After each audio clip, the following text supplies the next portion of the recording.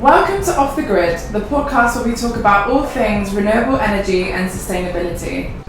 In today's episode, we're excited to have Alex Matthews, an industry expert here, to talk about the future of renewable energy. So Alex, why is it difficult to discern which US region is performing best in Bess adoption? Okay, thanks Maya. Like you mentioned, it can be quite difficult to discern which regions are actually performing the best at any given time. Essentially, there's a lot of different elements which do, play a factor there. So every method of looking at it will have different shortcomings and things that aren't accounted for necessarily. And I guess the simplest way, or the most common way of kind of looking at who is performing the best, or which regions are performing the best rather, is to look at, projects which are reaching that operation point on within a set period of time, be that on a yearly basis or every 3 years or every quarter.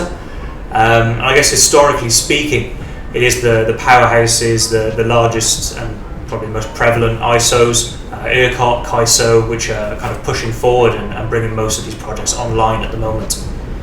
So if they're making the most of these projects, does that mean that they're not doing the best? Yeah, absolutely. So I guess by one metric, you could say that they are bringing the most projects online. That's obviously great. That means they're performing, right? But you've also got to take into account the fact that the project life cycle for these projects is many years, right?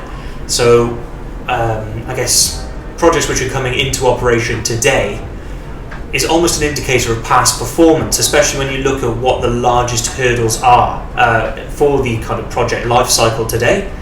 One of the biggest being, for instance, the interconnection queues. They've been grown in length over time, and it's essentially that final level of approval before the start of construction. And again, the queues today are years in length. So essentially, most projects coming online today didn't have to go through the same kind of queue length, so it isn't exactly a representation of what the ISOs are doing today, rather a representation of how they were performing when the projects were getting to that final approval stage. So what other ways could we use to see which regions are performing the best? Yeah, so I guess an alternative way of looking at it would be to look at the interconnection queues, right? Look at the amount of projects, the amount of gigawatts within these queues, because it essentially serves as a representation of what the market thinks at that point in time. Of course, more projects means more organisations are looking to build projects there and investing more resources into those regions. Again, there's issues with that methodology as well.